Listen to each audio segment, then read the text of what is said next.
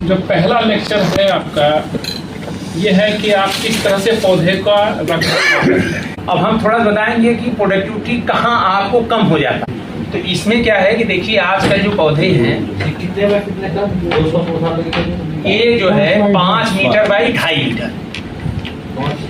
हाँ 5 मीटर ये रो देखिए ना। टाइम मिलेगा तो आपको फील्ड में दिखाएंगे और फील्ड में आप देखेंगे ना तो अभी हम बैगिंग करा रहे हैं।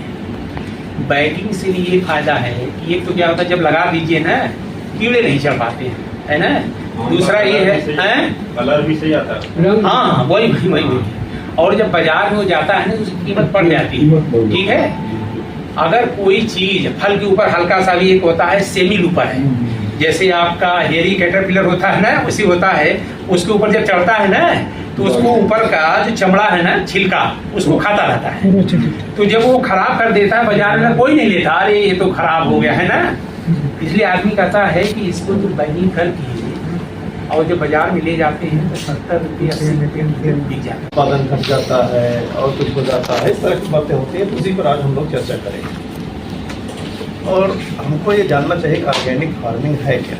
अब जैसे डॉक्टर साहब ने बताया कि आम का जो प्रवर्धन है, आम का प्रवर्धन तो मुख्य रूप से 2 तरीके से होता है। प्रवर्धन मतलब कैसे एक से ज़्यादा पौधा तैयार किया जाए। तो उसके लिए ज़्यादातर तो बीज द्वारा तैयार होता था पहले पूर्व काल में, लेकिन बीज द्वारा पौधा तैयार करने में जो आप सोचते हैं वो नहीं आता, उसमें विविधता है। जैसे एक ही माँ बाप के कई बच्चे होते सब अलग अलग होते हैं ना, तो वैसे ही बीज वाला हिसाब किताब है। तो उसको उस विसंगति को दूर करने के लिए हम लोग काई प्रवर्धन करते हैं, मतलब वेजिटेटिव मल्टीप्लिकेशन। तो ज़्यादातर आम का जो हम लोग काई प्रवर्धन करते हैं वो विनियर ग्राफ्टिंग है, क्लेफ्ट ग्राफ्टिंग है, इसके द्वारा किया जाता है, ग्राफ्टिंग से किया जाता है। ग्राफ्टिंग करने का मतलब उसमें 2 भाग होते हैं। एक भाग होता है जो रूट स्टार्च जिसको कहते हैं मूल वृद्ध, और एक होता है साइन। और शख्स यानी कि आम के पुराने बागों का जीवन रोग से संबंधित चीजें मैं बताऊंगा। एक तो बौर का झुलसा लगता है। कई बार आप देखते हैं कि बौर खिलने के समय या बौर निकलने के बाद से फल बनने के बीच में कई बार बारिश हो जाती है और ज़्यादा नमी के कारण बौर जब गीला हो जाता है तो उसमें फफूंदी का संक्रमण हो जाता है। इसके अलावा तराई क्षेत्र या जिन बागों में ज़्यादा नमी रहती है उनमें बरसात के दिनों में ये जीवाणु का संक्रमण होता है, जिसकी वजह से फलों पे खुरदरे धब्बे बनने लगते हैं और फल चटक भी जाते हैं। तो आम में आप पहले देखे होंगे कि कुछ कीड़े लगते थे 2-3, जैसे वो मिली बग लगता था, हापड़ जिसको फुदका बोलते वो लगता था, और कभी कभी वो पाउडर मिल्ड्यू लगती थी। अब आपके क्षेत्र में पता नहीं आप लोग जानते भी होंगे, आम में नीचे एक जो है रेड बैंडेड कैटरपिलर आता है जो नीचे छेद कर देता है। वो बहुत बुरी तरीके से बिहार में तो हालत, कुशीनगर के आगे जो है मालदा तक हालत ख़राब कर रखा है। तो इस तरीके से कीड़े मकोड़ों की संख्या बढ़ती जा रही है।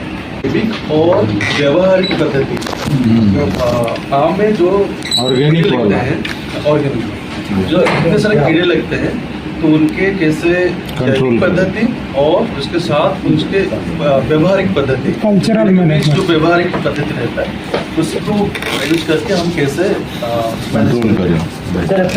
आप लोग का सीधा है कि तुड़ाई के बाद क्या करना है। ठीक है, ये हो गया पोस्ट हार्वेस्ट। तुड़ाई के बाद मैनेजमेंट प्रबंधन, तुड़ाई के बाद प्रबंधन कैसे करना है आप। तो इसमें हम आपको बताएंगे सारी चीजें कैसे क्या क्या करना है। आम में कच्चा आम है फिर पका आम है। तो कच्चे आम से अगर हम बनाएंगे तो क्या बनाते हैं, सबसे पहली चीज है अमचूर। सबसे शुरुआत अमचूर से कर सकते हैं। दूसरी चीज है अमचूर हो या खटाई कर्नल जिसे बोलते हैं वो हो गया। अचार बना सकते हैं। इसका पना बनता है, जिसको पना ऐसे तो हम लोग रोज लूप में अपने घर में बॉयल करके बना लिए, लेकिन उसको कॉमर्शियल स्केल पे भी बना सकते हैं, सूखे फॉर्म में, गीले फॉर्म में। इसके अलावा इसका एक जैम की तरह की कच्चे आम की चटनी भी बनती है जो सालों साल रहती है, वो भी बना सकते हैं कच्चे आम से। तो ये कच्चे आम के प्रोडक्ट हो गए। ये देखिए केदार प्रसाद ठाकुर है, ये बागनागरी सरैया के पास में है। ये देखिए फ्रूटिंग 2500 फल है इसमें। कितने पेड़ पौधे देखिए, कितना छोटे में पूरा आया नहीं है। देखिए कितना फ्रूटिंग बीजू है हमें। तो कहने वाले कुछ अगर ऐसे इसमें क्या फल भी नहीं गिरता, टॉयलेट में फ्रूट रख है और 5 फल आते 1 किलो में। तो इस तरह से हम कुछ आइए कब पकता है 3 जुलाई, जुलाई मैंने 15 जुलाई के बाद पकता है, तो और अच्छी बात है। अब एक एक गुच्छे में देखिए गुच्छा लिए हुआ इसमें तो 10 ही है, लेकिन कह रहे थे कि 15 तक एक गुच्छा में आता है। तो कहने मतलब कि ऐसा हम काम कर सकते हैं। एक ये है, ये आपको कटरमाला में गुरौल में है जगन्नाथ पांडे, उनके पास गए थे। इसमें क्या 3 से 4 फ्रूट्स पर एक गुच्छे में आता है। इसका सबसे बड़ा फायदा एक जो फल होता है मोटा मोटी 450 ग्राम, मैंने 1 किलो में 2 और अच्छी बात, गुदा भी काफी अच्छा, देखिए कितना लंबा है, कितना बढ़िया गुदा बीज है। तो इस तरह से हम काम कर, लोग बताते हैं कि इनके बाद 2 तरह के, एक मालदा का भी बीज है और उसमें क्या है ना कि उसका छिलका थोड़ा मोटा होता है, तो रख देंगे तो 15 दिन तक, सिर्फ 15 दिन तक है इसका, ये फायदे हैं। जैसे हम काम कर रहे हैं तो हमारे बीच हमारे डायरेक्टर सब हैं, सर से हमने रिक्वेस्ट किया कैसे ये आम के जो हमारा बाजार है उसको और बेहतर कर पाए। इस पर सर जो है थोड़ा मैं सर आपसे आग्रह करता हूँ कि थोड़ा सर आप सर आपको बैगिंग वाला वैसे आप फ्रूट को पैक कर देंगे बैगिंग में, तो आपका कम से कम जो दागा पड़ता है आपका ड्रिप्स की वजह से या अन्य कीड़ा की वजह से जो दागा पड़ता है उसको खत्म हो जाता है। और बैग का कुछ पाने के लिए कुछ खर्चा भी करते हैं। अगर हम खर्चा ना करें, हम जितना ही हम ऐसे छोड़ दें उसमें भी हमको 200 रुपये मिलेगा तो कोई देगा ही तो नहीं। और पहला ये चीज़ है। और बैगिंग करने में आपको ज़्यादा दूसरा क्या सुविधा है, छिड़काव कम हो जाता है।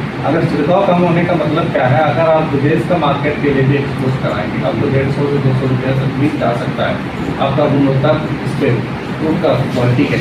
अगर आपका लोकल मार्केट पे भी 200 रुपये है, उससे ज़्यादा अच्छा कुछ ही नहीं जी जी, क्योंकि आपका बाहर भी भेजेगा, जो भी एक्सपोर्टर भी लेगा 150 रुपये से ज़्यादा नहीं लेगा, यही तो उनका मैक्सिमम है। अगर आपका लोकल में 200 तक आपका, इसका मतलब आपको प्रोडक्ट का जो है ना क्वालिटी को हमें बढ़ाना पड़ता है। तो उसके लिए एक बैगिंग आपने कर दिया, उसका उसी बैगिंग की वजह से आपका छिड़काव वाला कम हो गया। बैगिंग के साथ साथ आपको जो फूड से आपका फल छोटा छोटा दाना लगने के समय में उसका बहुत उसी टाइम में आपका ट्रिप्स लगता है, उसी टाइम में आपका अगर बारिश आ गया तो लाइट लग जाती है, ब्लॉसम लाइट होती है ना, तो फूल का ऊपर काला काला हो जाती है, काला वाला हो जाती है, फूड लाइट हो जाती है और ऑपर्स भी उसी टाइम आ जाता है। अगर इसी की वजह से चेंज हो जाता है फिर आपका अंतिम प्रोडक्ट में दिक्कत हो जाती है। और अगर कभी बारिश अर्ली मानसून हो गया, ये हो गया, बट जर्दालू का मेरे ख्याल से आपको तो कोई प्रॉब्लम ही नहीं होगा, क्योंकि आपको जून 15 तक खत्म हो जाता है, बारिश का ज़्यादा असर नहीं पड़ेगा, हाँ फ्रूट फ्लाई का प्रॉब्लम नहीं आएगा। बट एक आपका रेड बैंडेड कैटरपिलर वहाँ ज़्यादा आता है, जो अभी ना वो लाल वाला कैटरपिलर पिछले साल अच्छा उसका वो आता है, समझ नहीं आता, मई महीने में आते हैं उसका भी। उसके लिए भी अगर निदान सही से आपने कर दिया और बैगिंग कर दिया और जो फ्रूट साइज का बढ़ाने के लिए हमारी संस्थान से ये कि फसल प्रभाव करते हैं। हम ज़्यादातर चाहते हैं आपका जो जर्दालू का किसान लोग है, जो संघ है उनका, जर्दालू आम का जो संघ है उनका थ्रू क्या करें, क्योंकि आजकल क्या होता है मार्केट में अच्छी चीज़ मिलना मुश्किल होता है, मिलावट हो जाता है। इसलिए हम सोच के करीब के एक न्यूट्रिएंट हम इसको डाल देंगे।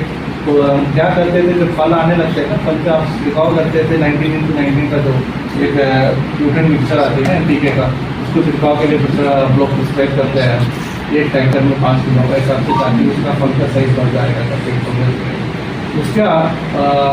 उसके अलावा हमारा पास जो फसल प्रभाव है 2 बार आप उसको यूज़ कर सकते हैं। जो आपका फूल आने का बाद, फूल आने का बाद छोटा दाने लगते हैं ना, उस टाइम में एक बार कर सकते हैं, क्योंकि क्या होता है दाने को पकड़वाने के लिए आपको जिंक का मात्रा जरूरत पड़ता है, जो जिंक जो पोषक तत्व है उसका मात्रा जरूरत पड़ता है।